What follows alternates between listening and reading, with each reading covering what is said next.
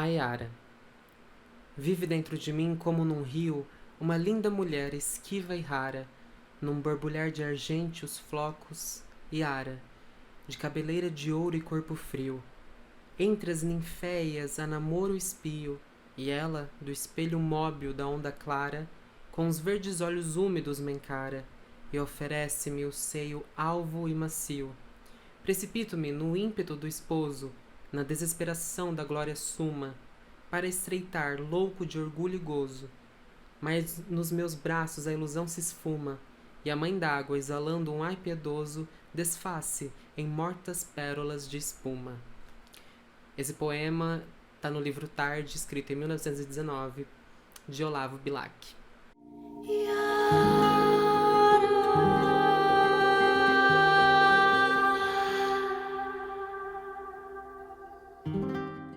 Olá, eu sou Naê, sou estudante de folclore e praticante de bruxaria, e nesse vídeo eu vim comentar um pouquinho com vocês sobre Yara. Eu acho que é a personagem que tá gerando mais polêmicas aí nas redes sociais por conta de Cidade Invisível. E eu vim comentar então um pouquinho sobre as origens dela, sobre quem ela é de fato, como que ela foi moldada, como que a gente montou esse quebra-cabeça para ter a Yara que temos hoje no folclore brasileiro. Queria começar agradecendo esse vídeo porque estamos quase chegando aí a 200 inscritos. E eu tô muito feliz com as pessoas compartilhando, com as pessoas comentando. Peço que se você ainda não é inscrito no canal, que você se inscreva, compartilhe com os amigos, dê um joinha aqui embaixo, que isso ajuda muito e me incentiva muito a criar mais vídeos nesse comecinho de canal. Pra gente começar a falar da Yara, a gente tem que começar falando dos portugueses, né? Quando eles chegaram aqui no Brasil, os portugueses já tinham todo um conjunto de lendas e crendices do folclore deles. Então, onde existe humano, existirá folclore, isso é fato. E eles já trouxeram junto com eles aí várias e várias lendas e crendices, e bastava um mínimo detalhe ou uma mínima história contada pelos indígenas para que eles linkassem diretamente a algo do imaginário deles. Era assim que eles entendiam e que eles se comunicavam, inclusive, com as lendas que habitavam aqui no Brasil. Uma outra coisa que a gente precisa lembrar é que os portugueses eles eram bons navegantes, eles eram grandes marinheiros. Então era muito comum e é muito natural que aconteça que as lendas e crendices dos portugueses naquela época remontassem muito ao mar. Então tem muitos seres da água, sereias, tritões, monstros que derrubam as navegações e por aí vai. E como a Yara é uma espécie de sereia, a gente vai focar muito nesse imaginário dessa figura. As sereias elas são muito antigas no imaginário europeu, elas se remontam à Grécia. E lá na Grécia a gente tinha duas figuras um pouco parecidas, que eram as Nereidas e as Oceânides. Elas eram mulheres que habitavam as águas e que as gumas podiam ajudar os marinheiros e serem boas amigas e coisas assim. Mas não, a sereia ela já não nasceu com cauda de peixe. Isso só foi acontecer no século XV, com esse imaginário das Nereidas e Oceânides se fundindo dentro da cultura ibérica. Então, a partir disso, dessa confusão entre as duas e com o imaginário ibérico que rolava naquela época, surgiu a sereia que a gente conhece hoje, que é metade mulher e metade peixe. Um outro ser que teve muita influência para o português daquela época eram as mouras encantadas. As mouras eram filhas de reis e príncipes mouros, que eram ali reféns dos cristãos naquela época, e as mouras elas foram deixadas nas terras portuguesas para protegerem e vigiar o tesouro escondido pelos mouros, esperando que os mouros um dia fossem dominar ali as terras novamente e ganhar dos cristãos na batalha que eles estavam tendo. Uma característica muito marcante das mouras era um canto delas, então se dizia que podia escutar os cantos das mouras vindo das ruínas onde os tesouros estavam escondidos, e elas esperavam um bravo cavaleiro chegar lá e salvar ela daquele terrível encanto. Elas também eram protegidas por bestas e feras, então o cavaleiro tinha que chegar, lutar com aquela besta e salvar a moura.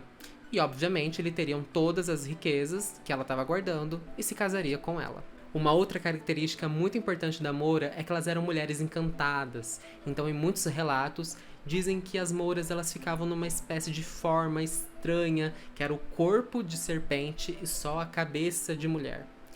E aí falam que ou elas dormiam assim, ou elas ficavam um dia protegendo as ruínas dessa forma e dessa maneira. E com todos esses elementos, a gente tem então a figura da sereia que se formou no imaginário português quando ele já chegou no Brasil. A gente tem uma mulher que é metade mulher, metade peixe, com uma voz muito encantadora e que prometia riquezas que ficava abaixo das águas. Dito isso, a gente pode mudar e vim para o Brasil. Aqui no Brasil, quando os portugueses chegaram, eles escutaram umas histórias estranhas contadas pelos indígenas de um tal de fantasma que habitava as águas e que matava qualquer um. Esse fantasma podia aparecer tanto como um homem quanto como uma mulher. E obviamente, quando o português ouviu isso, ele pensou no quê? Em sereias. E então começou a acontecer essa convergência entre a sereia europeia e esse fantasma das águas brasileiras. O padre José de Anchieta, que vivia escrevendo cartas daqui para Portugal, registrando o que encontrava nessas terras, ele escreveu sobre esse fantasma em maio de 1560. E ele fala assim: há também nos rios outros fantasmas, a quem chamam de Pupiara, isto é, moram na água, que matam do mesmo modo aos índios. Não longe de nós, há um rio habitado por cristãos, e que os índios atravessavam outrora em pequenas canoas que eles fazem de um só tronco ou de cortiça, onde eram muitas vezes afogados por eles antes que os cristãos para lá fossem. Um outro padre, chamado Fernão Cardim, ele escreveu num livro chamado Tratados da Terra e Gente do Brasil um relato um pouco mais aprofundado sobre o Ipupiara. E aqui ele fala sobre como o Ipupiara mata as pessoas, e por isso eu acho esse relato muito interessante. Estes homens marinhos se chamam na língua Ipupiara. Têm-lhes os naturais tão grande medo que só de cuidarem nele morrem muitos, e nenhum que o vê escapa. Alguns morreram já, e perguntando-lhes a causa, diziam que tinham visto este monstro. Parecem-se com homens propriamente de boa estatura, mas têm olhos muito encovados. As fêmeas parecem mulheres, têm cabelos compridos e são formosas. Acham-se estes monstros nas barras dos rios doces. Em Jaguaribe, 7 ou 8 léguas da Bahia, se tem achado muitos. Em um ano de 82, indo um índio pescar, foi perseguido de um, e acolhendo-se em sua jangada, o contou ao senhor. O senhor, para animar o índio, quis ir ver o monstro, e estando descuidado, com uma mão fora da canoa, pegou nele e o levou sem mais parecer, e no mesmo ano morreu outro índio de Francisco Lourenço Caeiro. Em Porto Seguro se vêem alguns, e já tem morto alguns índios. O modo que tem para matar é: abraçam-se com a pessoa tão fortemente, beijando-a e apertando-a consigo, que a deixam feita toda em pedaços, ficando inteira, e como a sentem morta, dão alguns gemidos como de sentimento, e largando-a fogem. E se levam, alguns comem-lhe somente os olhos, os narizes, a ponta dos dedos dos pés e mãos e as genitálias, e assim os acham de ordinário pelas praias com estas coisas menos.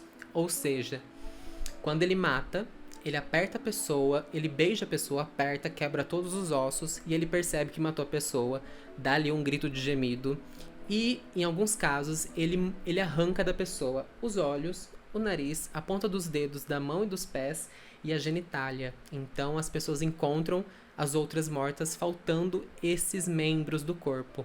Mas o que é então o Ipupiara, né? Teodoro Sampaio, em um livro chamado Tupi na Geografia Nacional, ele definiu o Ipupiara como o que reside ou jaz na fonte, o que habita no fundo das águas, é o gênio das fontes, animal misterioso que os índios davam como homem marinho, inimigo dos pescadores, mariscadores e lavandeiras. Como a gente pode ver nos relatos do Ipupiara, não tem neles a promessa da riqueza e a sedução desse ser. Ele somente encontra as pessoas e matam elas. É muito claro que quando o português ele olhou para esse ser e ele começou a associar com a sereia, essa convergência de mitos começou a acontecer. Então a gente tem depois Nayara, que inclusive pega ali um pouco da palavra de Ipupiara, né? Sobra o Iara para ela.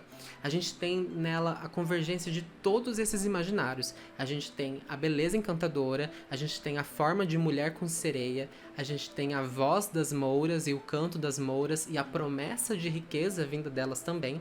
E a gente tem a fatalidade dos Ipupiaras, que é a pessoa que encontra a Iara vai ter então um final trágico e provavelmente vai morrer sendo levado para o fundo do rio. E a grande polêmica da Yara que tem rolado nas redes sociais é com base em uma lenda dela que surgiu em algum momento na internet de que ela era uma guerreira indígena. E não temos nenhum registro sobre isso. Isso pode ser contado como uma história, como uma lenda diária? Claro que pode, as pessoas já lembram disso, isso já está na boca das pessoas. Mas essa lenda não pode ser contada como a origem dela, porque não remonta e não faz aí ligações com o que de fato temos registrado sobre a Yara. Tanto nos registros portugueses, vindo ali dos padres que estavam colonizando o Brasil, como dos folcloristas que mais tarde estudou tudo isso que veio antes. Então, a origem da Yara ela não está baseada nessa lenda de uma guerreira indígena, mas essa lenda pode ser contada aí, só dando os devidos cuidados na hora que for contar e narrar essa lenda. E é isso, gente. Eu espero que vocês tenham gostado desse vídeo. Se você gostou, vou pedir para você, novamente, curtir aqui embaixo, compartilhar com os amigos, se inscrever no canal. Se você tem alguma dúvida ou se você quer ver algum vídeo, pode deixar aqui embaixo que a gente conversa. E é isso, eu te espero no próximo vídeo, então. Um grande beijo e até mais.